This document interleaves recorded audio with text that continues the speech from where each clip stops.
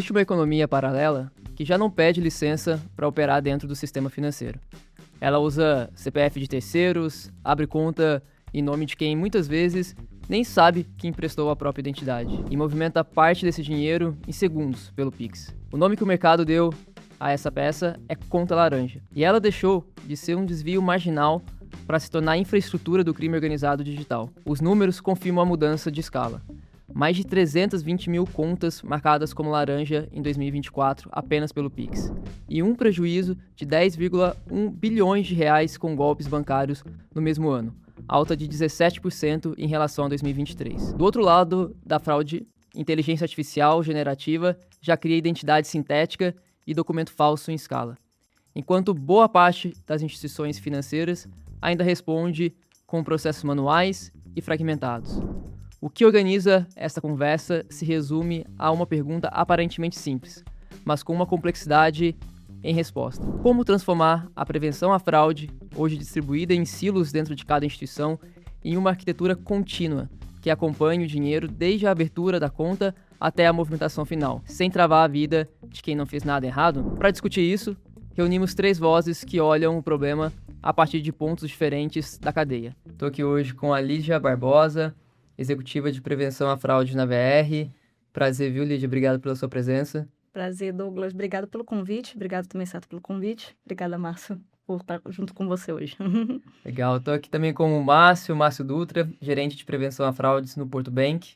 Legal, super prazer. Uma alegria estar aqui com vocês, dividir esse espaço aqui e a gente poder trocar um papo bem legal. E Bruna Ribeiro, Global Head of Customer Success and Enterprise Support na SETA, hub de verificação que conecta análise documental, autenticação e inteligência comportamental ao longo da jornada do cliente. Eu sou Bruna Ribeiro, lidero as frentes globais de sucesso do cliente e Enterprise Support na Certa. Eu ajudo empresas como fintechs, seguradoras e outros segmentos a garantirem a segurança e a flexibilidade que o mercado de prevenção à fraude precisa, conectando análise documental, biometria e inteligência de comportamento. Bom, para a gente então começar, a gente sempre gosta de iniciar esses bate-papos conhecendo quem são vocês, sobretudo, assim. Já vou lançar uma primeira pergunta, que é: qual que costuma, na experiência de vocês, ser o primeiro sinal de que uma fraude por conta laranja está em curso,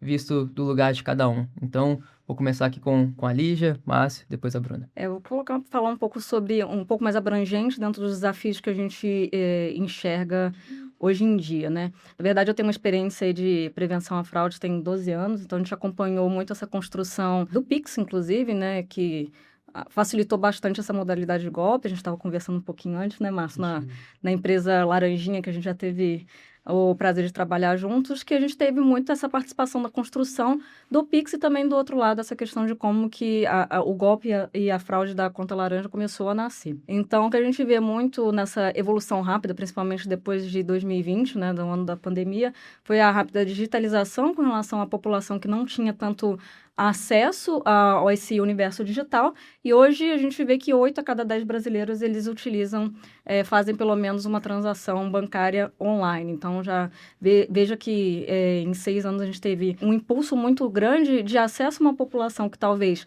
a gente tenha uma tecnologia muito boa, que facilitou com certeza para pequenos negociantes. Acho que a gente vê como um super benefício, né, como o Pix dentro do arranjo, né, dentro de pagamentos. Porém, do outro lado tem isso também, tanto do avanço do lado da fraude, como das questões de o quanto que a gente conseguiu, como pessoas que fazem prevenção, educar os clientes nessa mesma velocidade. Então, um pouco descasado. Então, os desafios hoje é muito, né, nessas 3 vertentes que eu diria. A velocidade que a fraude acontece por causa do Pix, no escoamento de dinheiro. A conscientização com relação aos clientes, né? A gente sabe que ainda não tem... A gente vive numa bolha, na verdade, né? Principalmente quando a gente fala em São Paulo, e a gente trabalha com isso. Sim. Mas a maioria da população não tem essa questão da conscientização financeira digital nessa parte de prevenção. É um trabalho que tem crescido, mas a gente tem bastante coisa ainda para desenvolver. E aí os desafios, com certeza, agora impulsionados com relação à IA generativa, que a gente vê, e a gente vai falar um pouquinho mais para frente durante aqui o nosso bate-papo, com a evolução da IA para poder fazer documentação falsa, por exemplo, enfim, tornando a abertura de conta laranja parecer um processo muito legítimo, quando na verdade ali é a utilização de uma conta que não tem a anuência do cliente. Então, esses 3 pilares hoje são, de forma complementares, acabam tornando esse desafio bastante grande aqui, quando a gente fala da parte de prevenção. Eu acho que tem um processo de transformação, né, que a gente vai acompanhando. Desde que o mundo é mundo, tem alguém tentando obter algum tipo de vantagem. Eu tô nessa jornada aí há praticamente 20 anos, vi o finalzinho da fraude do cheque, o começo do chip no cartão, e hoje, com a adoção de tecnologia, da digitalização dos bancos como a gente tem, é cada vez mais difícil o fraudador ele conseguir fazer uma fraude própria de identidade, etc. Porque a gente tem diversos recursos aí para mitigar. O que a gente percebeu foi um aumento muito grande dos golpes, e para o estelionatário conseguir escoar o dinheiro de um golpe, ele precisa de um laranja. E ele precisa de uma pessoa legítima, mas que está dentro de um conluio ali, talvez, para esse escoamento financeiro. Então a gente vê uma transformação, né? Talvez no mesmo modus operandi, eu gosto de dizer que a engenharia social é a mãe de praticamente todas as fraudes, né? E ela vai se transformando, ela vai mutando, né? Encontrando caminhos para que o crime financeiro ele continue acontecendo. Quando entrei dentro da minha jornada de prevenção a fraudes, eu lembro de receber representantes de bandeiras na instituição que eu trabalhava, e um deles falou assim, olha, com a adoção do chip a fraude vai acabar. E eu parei, olhei, eu falei, bem na minha vez, começando a minha carreira, eu vou perder o emprego, porque a fraude vai acabar. Corta para alguns anos depois. Corta para alguns anos depois, né? E acabou de sair o Anuário de Segurança Pública ontem, não sei se vocês viram, mas os crimes físicos, eles caíram em torno de 50% num intervalo aí de 10 anos, se eu não me engano, ao ponto que o crime financeiro tem decolado de maneira exponencial com o uso de contas de passagem, contas de laranja. Então, acho que é uma transformação e a gente vai precisar se transformar também, enquanto profissional da área, para conseguir conter esse tipo de movimento novo que está acontecendo na sociedade. Perfeito. Legal.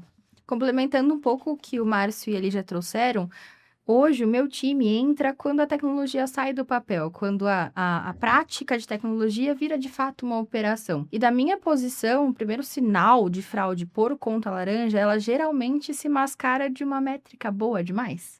Uma taxa de conversão muito alta, uma rajada de CPFs aprovados, com cadastros aparentemente perfeitos, até a gente entender, porque antes do Pix contestado, existia um cadastro aprovado, provavelmente uma conta que estava dormente. Então, aos meus olhos, a fraude específica por conta laranja, ela geralmente se disfarça de uma métrica de sucesso. Boa. Se eu puder colocar um ponto Por favor, adicional, não sei se vocês têm percebido isso, mas nem sempre uma conta laranja, ela nasce laranja. Ela se torna. Ela se torna. Exato. E às vezes de um cliente que não estava com o cadastro adormecido, mas que ele tinha um uso frequente, em algum momento ele deixa de ter um comportamento normal e ele se torna um laranja. E talvez esse é o ponto que vai mais trazer desafio para nós aí nos próximos, acho que no próximo ciclo. A gente pode falar um pouco mais aqui no decorrer do papo. Boa. É interessante esse ponto, assim, para pessoas leigas fora do setor, assim, parece contra-intuitivo, assim, né, que não nasce, elas acabam se tornando. Vocês citaram na resposta de vocês muito o advento de algumas tecnologias, o processo de bancarização que aconteceu no Brasil nos últimos anos, Sim. e sobretudo o Pix, né, acho que, enfim, que entrou em algumas polêmicas até internacionais atualmente, né, queria que vocês explorasse um pouquinho mais o que mudou nessa natureza de crime para que ele crescesse tanto, assim, nos últimos anos, né? Esse dado que tu trouxe, acho que é bem legal, assim, Márcio. Então, eu queria aprofundar mais um pouquinho como que o avanço de tecnologias, a bancarização e, sobretudo, o Pix, como é que isso ajudou, acelerou, de certa forma, esse crime estar mais dentro, de certa forma, do nosso dia a dia. Acho que o Márcio falou bem com relação a como que diminuiu a questão do crime físico. E por que, né, isso? Porque eu acho que é natural você pensar o seguinte, quanto que você tem de exposição e o risco? O fraudador também faz isso. Quanto que ele vai ganhar, quanto que ele pode ter a perder? Ele faz a mesma coisa que a métrica contrária que a gente faz de ROI, né? A probabilidade. Então, e aí o que acontece? Então, ele está seguro atrás de uma máquina, ele não tem que ter a exposição física para poder cometer um crime, né? O pessoal era chupa-cabra que fazia no caixa eletrônico, né? Isso. Vou trazer para o contexto aqui de benefícios, né? Antigamente, o que era a proteção ali? Era o carro que era blindado, que carregava entregava os ticketzinhos, o VR, né, o vale-refeição ali, um papelzinho com valor, e aquilo poderia ser roubado para poder ser utilizado. Então, essa era a segurança. Hoje, você não tem mais nada disso. Por quê? Porque você não precisa se arriscar a esse ponto para precisar cometer o crime, né? Então, ele está mais seguro dentro de casa ou qualquer lugar que ele esteja, qualquer lugar do mundo, fazendo a fraude. Então, para que ele vai assumir esse risco, né? Acho que você tocou num ponto super interessante, assim, né? O bandido, ele não quer mais tomar tiro na rua da polícia. É perigoso demais, né? Sim. Tem uma forma mais, talvez simples de obter aí o dinheiro. E essa evolução, ela se dá também por talvez uma estruturação, uma organização. Antigamente, a gente via muito, assim, o estelionatário como um criminoso independente, solitário, ele buscando ali meios para talvez financiar a própria vida dentro de uma estrutura de luxo, né? E ele era independente. Hoje isso mudou de figura, assim, a gente vê de fato o crime financeiro, tecnologicamente falando, muito bem organizado, muito bem estruturado. E aí quando a gente vê a digitalização do dinheiro, né, a gente falou do Pix, né, e nesse ínterim que o Pix nasce também, a gente viveu a pandemia, infelizmente, e aí a gente trouxe 60 milhões de brasileiros que não eram bancarizados para o sistema financeiro bancário, com baixo entendimento, baixo conhecimento, né? Obviamente, o dinheiro ele muda de lugar, ele passa de transitar fisicamente nos locais e passa a transitar digitalmente. E, obviamente, o crime entende isso, né? Ele fala, poxa, não dá mais para roubar o dinheiro físico, vou ter que roubar o dinheiro digital. Então, é onde a gente tem, não o nascimento, mas a intensificação dos golpes, né? Engenharia social usando aí aplicativos de mensagens, né? Buscando aí novos modos de enganar ali a sociedade para obter essa vantagem financeira. E aí, como colocado, né? Poxa, antes, para o criminoso movimentar talvez uma fraude financeira, ele tinha que fazer uma fraude de identidade. Hoje é mais difícil. Então, ele fala, bom, quem tem uma conta ou quem pode ter uma conta e topa ajudar a escoar esse dinheiro. E aí é onde entra a conta laranja, né? E eu acho que complementando essa visão que o Márcio trouxe, da minha perspectiva, a fraude deixou de ser um expediente improvisado. Ela virou fraude as a service porque a IA barateou esse processo de uma forma brutal. Quando a gente compara, né, a indústria da fraude, a matéria-prima são os dados, os CPFs vulneráveis que têm suas contas vendidas ou até mesmo roubadas para esse fim, a IA criando identidades sintéticas, assim, milhares e dezenas em questão de minutos, uma logística de saída muito rápida, que é o Pix, que, assim, transfere o dinheiro entre contas, dissipando, né, aquele valor monetário, dificultando a rastreabilidade de tudo isso, e, obviamente, as comunidades de fraude, que assim que é identificado ali uma porta aberta, essa informação é compartilhada, assim, em questão de segundos. E eu acho que quando o fraudador, a rede de fraude, ela se comporta como uma indústria, ela ganha o que toda indústria tem, que é velocidade, é estrutura... Investimento e processo. E acho que principalmente no dia de hoje, comparando um pouco com o que a Lídia trouxe de como era no passado, a velocidade. Então... eu acho que esse ponto é o que dificulta pra gente. Como que a gente consegue conectar todas essas camadas para identificar esse perfil sem, de fato, estar bloqueando um CPF legítimo? E é justamente sobre isso a minha próxima pergunta, né? Como que, entre reforçar o controle e preservar a experiência do cliente legítimo, como é que vocês consideram esse equilíbrio que é muito tênue, né? Dentro da visão de vocês de como operar se há um equilíbrio nisso, né, na verdade? Talvez eu vou trazer uma visão mais otimista, só pegando o gancho do anterior, já conectando aqui, Sim. Douglas, do que a Bruna e o Márcio falaram, que tem um outro lado, tá? Eu acho que todo mundo se profissionalizou nessa parte de fraude, né? Fraude as a service, mas também tem uma resposta do lado de prevenção. Acho que não só do lado de prevenção, quando a gente fala das instituições financeiras, acho que muito puxada principalmente pelos bancos, né? Instituições tipo a Febraban, né? Que tem esse peso maior na regulação e o banco, junto com o Banco Central. teve também esse senso de responsabilidade social. Então, o Banco Central também foi investindo em regras, né, desde os limites de Pix noturno, por exemplo, acho que foi uma das iniciativas que a gente participou em primeira pessoa, inclusive na construção dos limites, os horários, mas também dessa questão de como que as instituições, a sociedade também está preocupada com isso. Então, assim, também tem as camadas de defesa. Então, isso foi evoluindo. Talvez não na mesma velocidade. Por quê? Porque a gente ainda é regido por regras, a gente tem regras de privacidade, tem regras de ética, tem regulações, então a gente tem uma resposta um pouco mais devagar, mas a resposta existe. E o que a resposta existe, eu já pego na sua pergunta, Douglas. Eu vejo agora um processo, particularmente que eu venho falando bastante sobre a unificação das áreas, principalmente de colaboração das áreas de prevenção à fraude e cibersegurança. Boa. E por quê? Porque a gente vê que o crime se tornou digital. Quem estava trabalhando muito na questão digital sempre foi nas camadas mais de cyber, porém a gente vê que o profissional de fraude tem essa bagagem mais de jornada do cliente. Quando você pega esses dois times unindo forças e se colaborando, a gente começa a ter, o que a Bruna falou, um pouco mais de informações e camadas para tomar uma decisão, talvez, ali de abrir ou não uma conta. E aí, tornando o processo inverso. Eu conheço tanto o meu cliente ao ponto de, porque eu tenho informações, eu tenho habitualidade, eu construo essa persona, essa identidade de confiança dentro da instituição, ao ponto de, quando tem alguma coisa que é outlier, eu conseguir identificar e parar aquela fraude.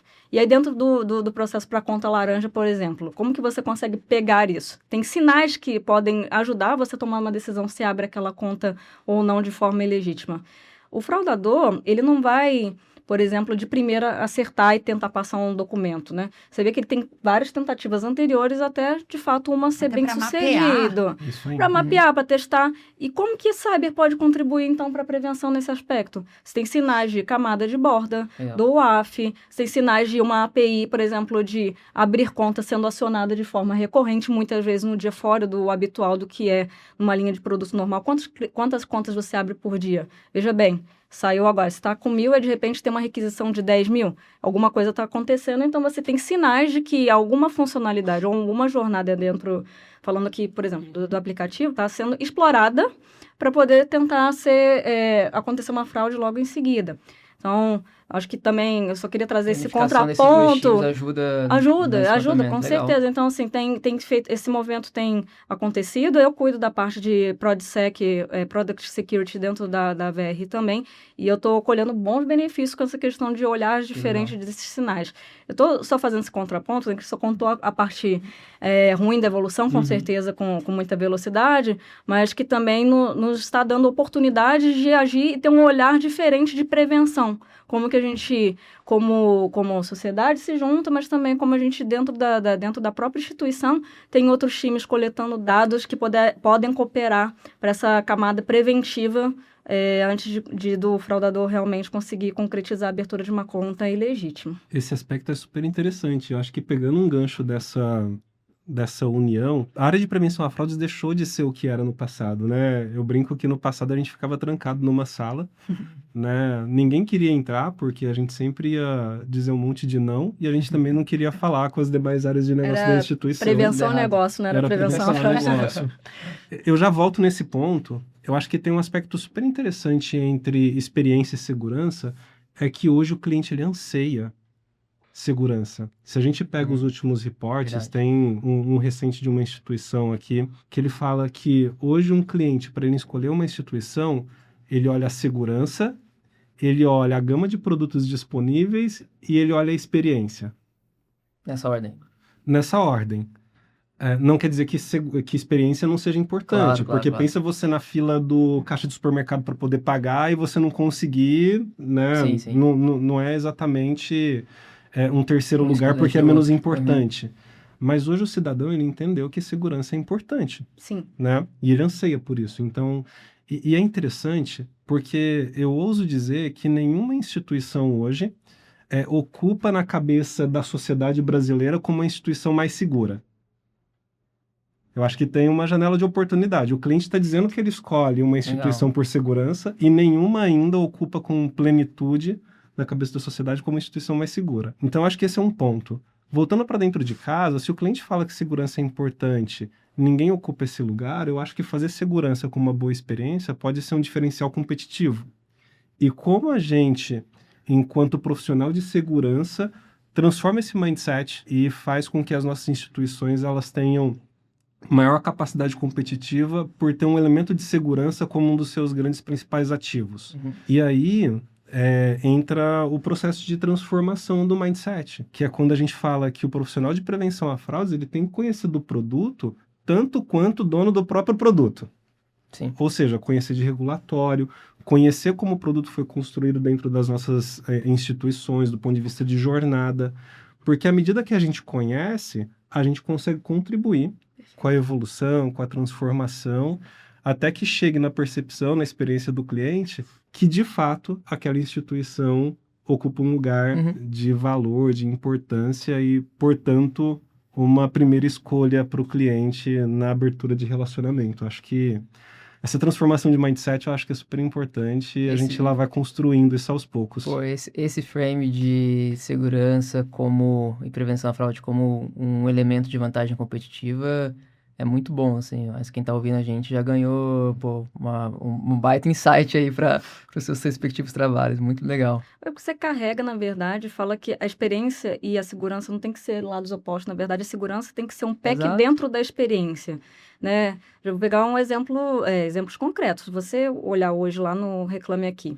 de qualquer instituição financeira, dificilmente você vai ter alguém falando assim: ai, pediu biometria facial, que abertura de conta chata.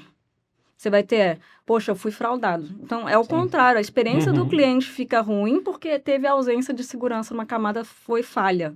Não porque ele teve que fazer algum processo, que é o que o Márcio falou. Hoje, o cliente, as pessoas já enxergam a segurança com muito mais, como a gente fala, né, como um pack que faz parte. Poxa, eu mesmo, às vezes, eu pego e faço um Pix, não pede a senha, já ficou, opa, já fez, já aconteceu. Eu sei que tem regra de habitualidade ali sem fricção, mas a gente ainda Você dá um leva toque na algum susto, maquininha né? e não pede nenhuma validação, não dá moral, você fala, nossa, pagou. Já foi, né? Pagou. Então, foi eu que até comentei, né? Já conecta bastante com isso, né? Então, a instituição está preocupada, os profissionais estão preocupados, então tem essa unificação dos times dentro de casa, também os times de jornada de produto e também agora colocando o cliente também como corresponsável da própria segurança, também fazendo essa questão de prestar atenção Sim. também nos itens, né? E eu acho que esse ponto que a Lígia trouxe encaixa muito hoje da cadeira que eu estou, né? Então, hoje liderando as frentes de sucesso do cliente, de suporte enterprise dentro da Certa, eu tenho a honra de apoiar profissionais que entendem muito de prevenção à fraude, como a Lígia e o Márcio. E, na minha perspectiva, esse ponto exato, específico e perfeito entre experiência e segurança, ele não é fixo. E a gente tem que desconfiar de pensamentos que dizem que é. A validação, ela precisa e deve ser feita em camadas. E ela precisa ser mutável de acordo com o investimento que está sendo feito para aquele momento, né? O CAC, qual o perfil que a gente está buscando de cliente, porque ele pode mudar e isso pode acontecer uma mudança drástica de uma semana para outra, de acordo com um novo benefício, uma nova linha de produto que foi lançada. Então, às vezes, as validações, elas são fixas para um modelo e a gente está tendo muita fraude, então a gente aperta e qual que é a consequência disso? Pessoas com celulares mais simples, com dificuldade, ou seja, usuários legítimos que não conseguem ser aprovados, ou o cliente está olhando só para conversão, uma conversão linda, né, uma métrica maravilhosa e, assim, muitas contas laranjas acontecendo. Então, ao meu ver, precisa ser dinâmico. As validações silenciosas, como a Lígia comentou, elas fazem muita diferença na jornada. Por quê? Um usuário legítimo, ele não vai nem perceber que ele está sendo validado. Porque a gente vai estar ali silenciosamente, validando um contexto, validando um dispositivo. Quando a gente coloca um atrito na jornada, uma biometria, ou até mesmo para fluxos mais sensíveis, uma análise documental, ela tem uma justificativa por trás. E a gente tem que ter a forma de alterar isso. Então, eu acho que tem que ser fluido. Esse ponto ideal, ele ainda não existe. E o mais legal desse contraponto positivo que a Lígia trouxe é que hoje eu vejo um movimento de evolução muito interessante estamos entendendo que esse ponto não é fixo. As ferramentas de segurança e de prevenção, elas não podem mais ser fixas. Vou utilizar somente essa tecnologia, Perfeito. essa API, esse serviço. A gente precisa mudar tanto quanto ao fraudador e está sendo muito interessante ver o quanto o mercado evoluiu nisso nesses últimos tempos. Sobre essa questão do ponto não ser fixo é muito interessante, porque a gente precisa entender isso de uma vez por todas. É da natureza da nossa atividade. O fraudador, a partir do momento que a gente coloca uma barreira, ele vai buscar uma maneira de transpor aquela barreira. E ele vai encontrar, porque nenhum processo é infalível. Sim, sim. Então, se a gente achar que, poxa, o estado da arte de hoje vai servir para daqui 6 meses ou para daqui 1 hora, e confiar nisso piamente, a gente está fadado ao fracasso, assim. Eu acho que a gente precisa acompanhar os movimentos frequentemente e conseguir, dentro das nossas estruturas, ter flexibilidade, velocidade para a gente se adaptar o quanto antes, né? Mas já Faz melhorou, né, Márcio? Muito. Porque há 5 anos, eu lembro quando... Contar um quê? Pode contar um caso? Fica à vontade, por favor, para isso que estamos aqui. Não, pegando esse gancho do Márcio, porque melhorou que eu falo que as pessoas dentro da empresa, eu acho que o time de tecnologia estão mais sensíveis aos pontos e os pedidos que a gente faz. Por quê? Um tempo atrás, estava numa instituição X e a pessoa, não, mas tem que fazer regra de fraude, colocar no motor. A gente tem um comitê que a cada 15 dias a gente vai ver o que vai entrar em produção. Eu falei, deixa eu te contar uma coisa. Eu entendo que para crédito talvez não tenha que ter tanta mudança de regras, mas daqui a 15 dias já mudou totalmente essa questão das regras. Então, assim, existia um pouco ainda até essa mentalidade dentro de casa de que time de prevenção colocava uma regra ou no motor, ou colocava uma biometria, acabou. Não, vai resolver tudo. Não preciso mais mexer, não precisa ter ninguém mais lá pilotando. Falei, gente, não é bem assim, deixa eu te contar. Aí sentava e conversava com a turma de que tinha que ter essa velocidade para fazer trocas em tempo real das regras, se precisar, para fazer uma contenção de ataque, por exemplo. Atualmente, em 15 dias, talvez a gente nem exista mais, né? Exato. Se deixar aberto, né, a torneira. Exato. Pois é. Total. E, Lídia, a BR também opera, né, como uma instituição financeira com conta digital e movimentação via Pix. Nesse lado bancário da operação, essa mudança de escala nas contas laranja aparece do mesmo jeito que nos bancos tradicionais ou existe uma particularidade? Hoje a gente opera nossa parte de Pix, principalmente nas contas PJ, que ali principalmente da relação de negócio com o estabelecimento na conta final, onde a gente tem que fazer essa passagem de valores. E aqui tem um adendo que eu acho que é super importante fazer, porque que aumenta um pouco a criticidade ali, que a gente tem que ter maiores controles. As últimas fraudes recentes grandes do mercado, que a gente teve de alguns milhões aí, que vocês sabem bem, né, em julho, enfim, que envolveu uma camada grande de instituições por trás disso. Hoje o fraudador, quando quer fazer um grande investimento, ele está de olho na conta piscina, que a gente chama, né? Que é onde está ali, vamos dizer, a conta bolsão também, é chamada dessa forma. E dali que saem, basicamente, reembolso, pagamentos PIX para essas contas PJ. Basicamente seria assim. E, por outro lado, fazer uma abertura de conta hoje, pensando na relação ali cliente no PJ, você tem um sócio por trás, né, do quadro societário, que tem que dar essa anuência, mas, por outro lado, também, a gente vê que abrir hoje um CNPJ ou um MEI é muito rápido também. Então, assim, como que você equaliza essas questões da abertura ali para o PJ, que é um pouco até mais complexo na jornada, porque pensa que você tem que fazer validações de um PF por trás da PJ. Num primeiro momento, fazer aquele controle um pouco mais firme na abertura, porque é um valor com uma média maior do que uma PF, por exemplo. Então, esse desafio é muito nessa questão da quantidade mesmo de risco que tem associado, principalmente na visão PJ.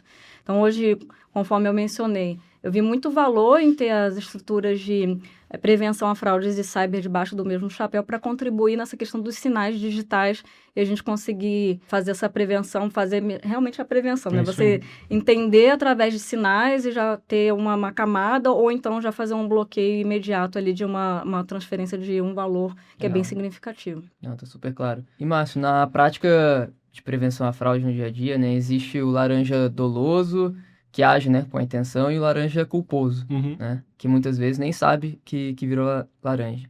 Como que essa distinção entre dolo e culpa muda a forma de identificar e agir sobre cada caso? Esse é um desafio grande hoje, né? Acho que vocês acompanharam, mas o crime de conta laranja, ele não era um crime devidamente tipificado, né? Então, saiu recentemente no Diário Oficial da União, um trabalho bom do Congresso aí, que trouxe a conta laranja como um crime para o artigo 171 lá no Código, no Código Criminal. Posto isso, poxa, você tem pessoas que participaram intencionalmente desse crime, tem pessoas que participaram não intencionalmente. E separar isso do ponto de vista de avaliação é super importante, até para não ter uma injustiça com pessoas que eventualmente participaram de um crime sem entender que participaram aí de um movimento de conta laranja e de uma de um caminho para transferência financeira. O doloso, a gente já explanou muito bem aqui, né? Uhum. Posso dar um exemplo do culposo, né? Que a gente tem visto como caso de uso aí. Pensa que hoje muita gente utiliza o telefone celular como uma chave Pix. Se você tem um celular como chave Pix, portanto, você tem uma conta corrente aberta. Uhum. Então, imagina que alguém está aplicando uma engenharia social numa vítima e fala assim, vítima, agora que você entendeu aqui que você precisa transferir esse dinheiro, ela não sabe ainda que é um golpe, mande para esta chave Pix. Essa pessoa que recebe não está participando do crime. Na sequência, o fraudador, que convenceu a vítima, entra em contato via aplicativo de mensagem com essa pessoa que recebeu a transferência e fala, olha, você recebeu um Pix de R$1.000, foi uma transferência que eu falhei, foi indevida aqui, você pode me devolver? Posso. Posso sim, não quero ficar com o teu dinheiro. Então me manda para essa chave. Ou seja, ele não devolve para a origem, ele manda para um outro lugar. Nesse momento, ele se tornou um laranja, porque ele participou de um crime financeiro, tem uma vítima, e ele não entendeu que ele estava participando desse crime. Isso tem acontecido com uma frequência muito grande, né? Até um alerta aí para a sociedade, né, para ficar atento com esse tipo de movimento. Hoje, o Banco Central ele já definiu o modo que você devolve uma transferência indevida, né? Todas as instituições precisaram estabelecer uma jornada que você entra lá dentro do aplicativo, do Internet Bank e fala devolver o Pix. Na hora que você clica, volta para o mesmo lugar. Então, essa é uma orientação para a sociedade, né? Receber um dinheiro que não é teu, vai dentro da funcionalidade da própria instituição e devolva para a origem. Não mande para uma outra chave, porque Legal, você pode se tornar um laranja sem saber. Muito bom. E como que essa dinâmica ela se manifesta especificamente quando a gente olha para pessoas físicas e pessoas jurídicas, especialmente em empresas de dificuldade financeira, onde o fenômeno tem crescido muito, assim, Márcio? Acho que como colocado pela Lígia aqui, né, tem espaço ainda de evolução, mas como lidar com o laranja PF, com o laranja PJ, você tem uma complexidade muito maior. E o que a gente tem percebido, né, dada a situação econômica do Brasil, empresas fechando, né, muitas empresas em recuperação judicial, a gente tem percebido muitas empresas que eram idôneas, né, mas passando por dificuldades financeiras se tornando laranjas, né, porque para você fazer uma transferência financeira de um valor alto para uma conta PF, as instituições já ficam atentas. Se você está transferindo para uma PJ, será que você está comprando um imóvel, está comprando um bem, um produto de maior valor? Então você tem talvez uma flexibilidade ali no monitoramento. Sim. E aí a gente tem percebido um movimento de aliciamento de empresas em dificuldades financeiras para poder ser esse caminho de escoamento de dinheiro. E aí, como colocado, né, hoje você tem estrutura, investimento, então a gente tem percebido ofertas, com todas as aspas possíveis, tentadoras para empresas que estão em dificuldades financeiras, dizendo, olha, você recebe um dinheiro aqui, transfere para cá, X% dessa grana fica para você porque você ajudou, Sim. E para quem está em dificuldade financeira pode parecer um bom negócio. De fato, é um cenário bem desafiador. É. E Bruna, queria pegar um pouquinho da tua visão do lado de quem acompanha, né, a implementação com o cliente. Qual costuma ser o ponto que só aparece, por exemplo, depois que a integração já está rodando, não no papel, assim, né, na operação prática? Ai, esse ponto eu respondo com carinho, porque é onde eu vivo. O maior ponto cego, dentro da minha perspectiva, é o sinal que se perde. Então, a instituição implementa um fluxo de onboarding de cadastro super robusto, com diversas APIs, SDKs e serviços de inteligência. E depois que o cadastro é aprovado, esse sinal se perde. Ele não conversa com a equipe de Pix, ele não conversa com a equipe de crédito. E todo aquele contexto, aquele score, aquela, talvez, jornada do cliente se perde. E cada área acaba vendo um pedaço do filme e acho que quando isso acontece, ninguém tá olhando pro fraudador. Um outro ponto cego que eu vejo bastante é também os fluxos secundários. Eu acho que a gente chegou a conversar sobre isso aqui, né? O fluxo robusto, onde estão todos os olhos, ele tá seguro, mas existem outras portas de entrada, que é os fluxos alternativos, como troca de device, uma troca cadastral, né, como senha, até mesmo um re-onboarding. Então, o fraudador, ele tá ali o tempo todo mapeando aonde você não está olhando.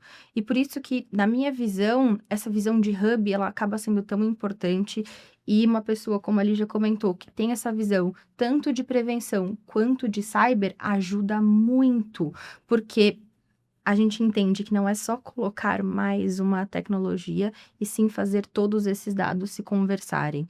Então, qual que é a história que a gente tem daquele cliente, desde o cadastro até as movimentações dele?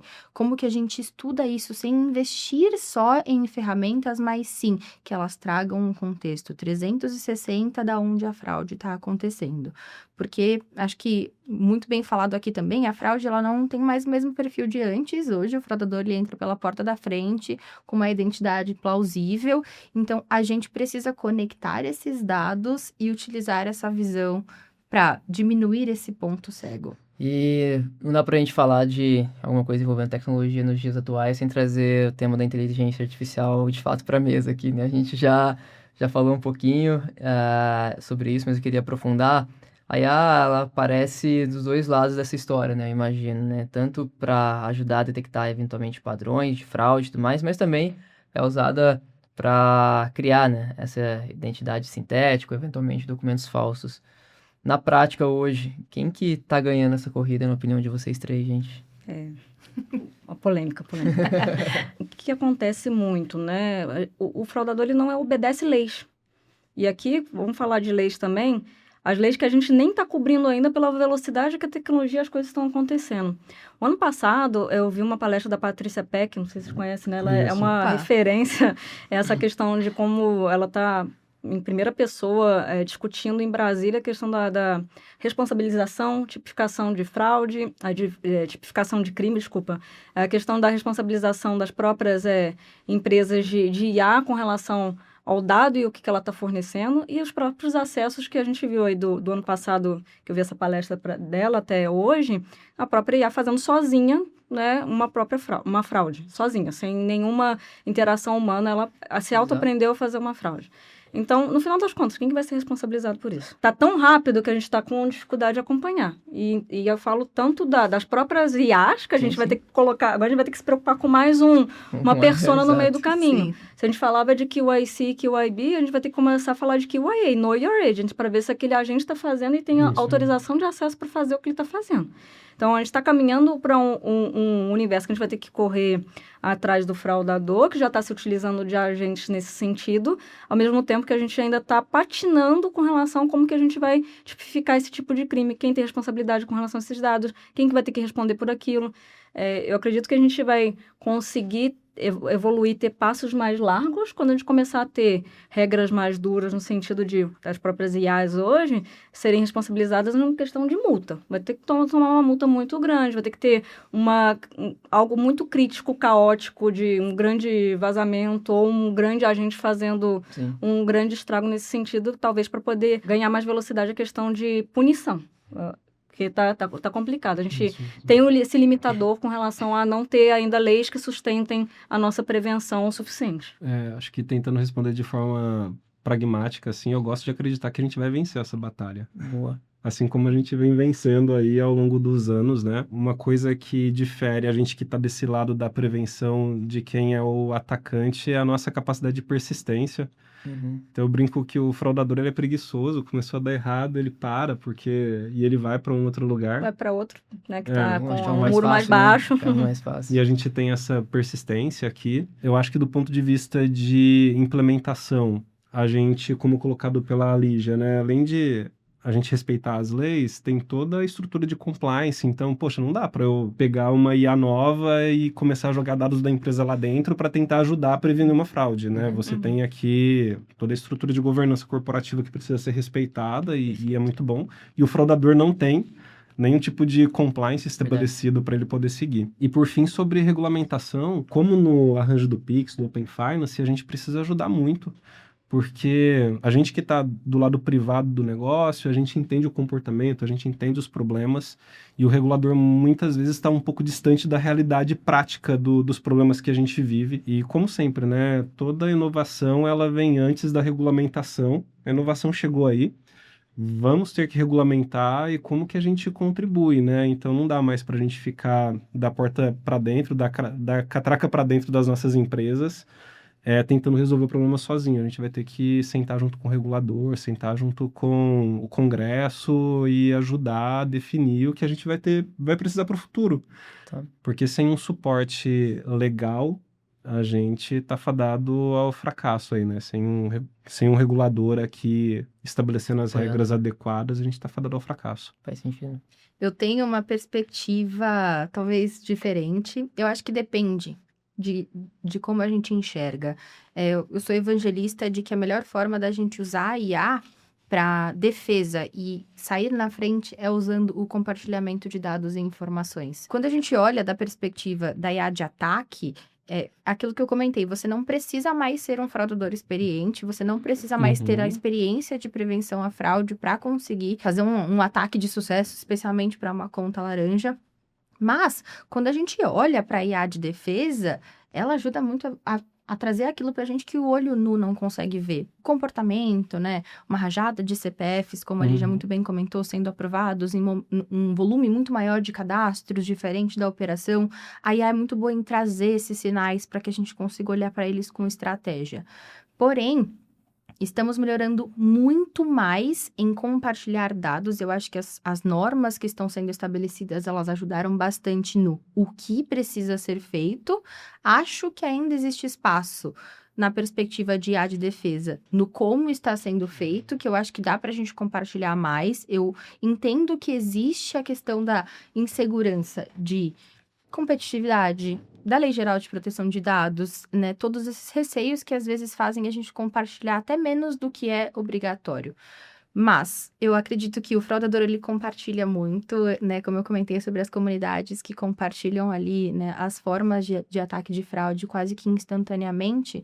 O mercado também está se tornando muito melhor em compartilhar isso, em compartilhar os ataques e trazer essa norma de segurança, esse compartilhamento de dados, essa IA, essa robustez, como talvez um benefício da indústria, né? Todo mundo quer estar dentro de um ambiente institucional financeiro seguro.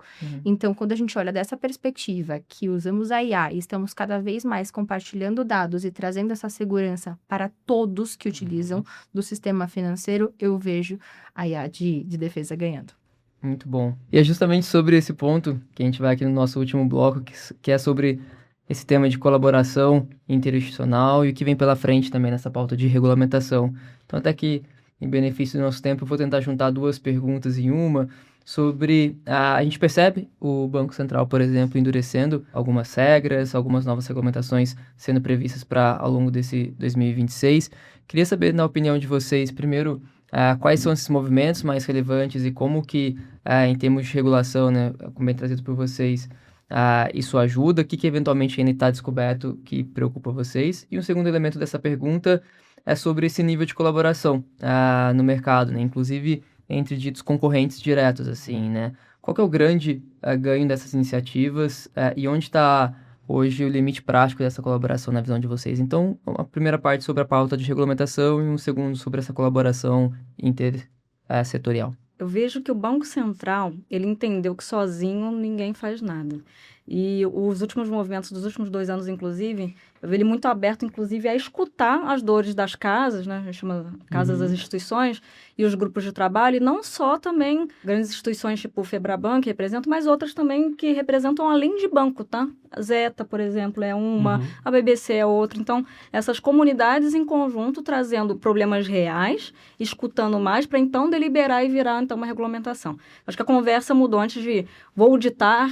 Peraí, deixa eu escutar quais são os problemas reais para a gente poder priorizar, porque também tem até um backlog de priorização do próprio Banco Central ali para poder virar as INs de fato, né? Então, eu vejo muito essa abertura maior, minha percepção. Não sei, o Márcio também pode contribuir com relação a isso, né? E aí, quando a gente fala com relação à comunidade, aí até porque a gente estava brincando um pouquinho antes de começar aqui as gravações. Para prevenção à fraude, é muito legal que ninguém tem essa questão de competição. Tem uns grupos de WhatsApp que funcionam muito bem, né, Márcio? A gente sempre precisa de ajuda, tem sempre alguém para poder ajudar, tem sempre alguém que você pega o telefone e liga, eu preciso fazer isso, ou você conhece alguém da instituição tal para poder me ajudar. Esse senso de colaboração é bem grande dentro desse universo de prevenção. Eu não vejo uma barreira com relação a isso. A gente troca bastante informações que, lógico, não ferem qualquer tipo de acessibilidade, ou que seja de forma incorreta, colaborar, claro, né? Compartilhar, claro. Mas de ter essa velocidade nas questões de discussão, mesmo no dia a dia de problemas, mas também como que a gente se organiza para, junto com as instituições, que, conforme eu mencionei, de Zeta e Febraban, levar as pautas reais para poder, para o regulador, de fato, entender o dia a dia. Mas comentou um ponto bom, né? Que às vezes o Banco Central estava em outra esfera, não estava na camada do que entender ali e sentir a dor de fato. Show, de fato. Agora, então, de fato, quando ele começa a escutar mais, então aí ele sai da questão etérea ali. Opa, então peraí, não era bem assim. E focar de fato nos problemas. Assim, é muito legal, olhando para o ambiente de inovação no Brasil, que o Banco Central brasileiro fez uma coisa diferente, globalmente falando, né? Você não tem ao redor do mundo um regulador que também institui um arranjo de pagamento, como foi o Pix aqui. É verdade. Você tem instant payment ao redor do mundo aí em outros lugares, mas são instituições privadas desenhando e o regulador vai delimitando o que pode e o que não pode num nível bastante alto, assim, mais para definir responsabilidades. Quando o Banco Central ele se torna um instituidor de arranjo, ele precisa definir as regras de funcionamento. E foi o que a Lígia colocou, acho que ele entendeu rápido que não daria para ele fazer sozinho. Então, o Banco Central ele buscou as associações, todas elas, para criar grupos de trabalho onde a gente pode contribuir e falar, Banco Central, isso aqui funciona, isso não funciona, precisa de ajuda. E muito dos endurecimentos que você colocou no início da nossa conversa que a gente tem percebido são solicitações nossas, né? De consenso de grupo. Então, acho que esses grupos formais são super legais. E aí é um convite para todo profissional do segmento, né, e que está dentro de segurança, poder participar ativamente dentro dos grupos das associações. Poxa, Márcia, é mais trabalho. É sim, porque a gente tem as nossas obrigações, Claro. Né, do nosso contrato de trabalho, e a gente precisa ainda despender tempo para sentar num grupo de trabalho que você não é remunerado nada mais por isso, né, para definir futuro, né, debater evoluções. Precisamos. Sim. Né? E o Banco Central está aberto. Então, se a gente conseguir usar esse espaço para construir as evoluções, eu acho que a gente constrói um arranjo muito mais seguro aqui para nós. Vejo com bons olhos a regulamentação, principalmente quando as instituições elas conseguem participar de maneira ativa, porque é um trabalho de co-construção. Total. Perfeito. Muito bom. Eu vou deixar o detalhe das normas para os especialistas aqui com a gente, mas aos meus olhos, as normas, elas são o piso, como eu comentei, não o teto, né? Uhum. E acho que, Márcio, você citou muito bem, a inovação, ela acaba vindo antes da norma, e eu acho que a gente está de novo nesse momento. Porque a gente pode ter instituições que estão totalmente compliant, tanto com Resolução 6, com o MED, mas ainda assim serem, assim, um carro-chefe de contas laranjas. Então, acho que é como vamos aplicá-la, qual a melhor forma da gente, na verdade, operacionalizar essas normas e que isso beneficie o mercado. Muito bom. E, assim, acho que tem um desafio nosso de conseguir fazer isso fim a fim, né? A gente falou bastante aqui de transferências financeiras, né? Transferências instantâneas, mas hoje a gente vê muito dinheiro que passa por contas de laranja, chegando em exchanges e isso transformando em criptoativos em minutos. Então, assim, poxa, como é que a gente olha o sistema financeiro fim a fim, sabe? Porque no final do dia, independente da moeda que está sendo transacionada, esse pode ser um dinheiro legítimo ou não, né? E regulamentar só um pedaço pode fazer com que a gente fique míope no processo como um todo. Bom, pessoal, estamos chegando aqui na reta final desse nosso episódio, mas eu não queria deixar de fechar. A gente tinha uma última pergunta, que eu acho que é até um serviço para a sociedade de maneira geral, né? Que se vocês fossem e pudessem deixar, né, um conselho para o setor sobre contas laranja e fraude bancária, qual seria esse conselho? Não vou chover no molhado, mas olhem para dentro de casa com relação aos times parceiros, que tem muita informação, seja do time de jornada, na questão de tagueamento e dos times de cyber, com certeza aí olhar para dentro de casa. E às vezes a gente olha só para, que nem a Bruna comentou, poxa, ferramentas isoladas, e às vezes não tem tanto valor do que tudo que já está sendo transacionado dentro de casa. Então, procurem não só também a cooperação, né, do externo, dos profissionais de prevenção, mas com certeza também a cooperação dentro de casa, dos times, que dá para trabalhar com bastante coisa. Boa. Um olhar bastante altruísta, assim, também, e talvez olhando para a sociedade, né, prevenção a fraudes não é um papel meu, da Lígia, da Bruna, né, da Certa, é um papel de todos, é um papel da sociedade, inclusive. E às vezes a gente acha que o jeitinho vai trazer um benefício de curto prazo e que tudo bem, Mas o crime financeiro, ele encarece a nossa vida, né? Porque esse dinheiro que é usado no crime financeiro, ele financia outros crimes, né? E hoje em dia a gente tem uma vida, pensando como cidadão, agora muito cara por conta de insegurança, por conta do crime que a gente tem no Brasil, né? Por conta de crime, a gente precisa investir em segurança privada, câmeras, monitoramentos, né? Tem gente que vai lá e compra carro blindado. Celular do ladrão. O celular né? do ladrão. Então, seguro assim, bolsa, seguro Exato. conta, Seguro crédito, tudo. seguro...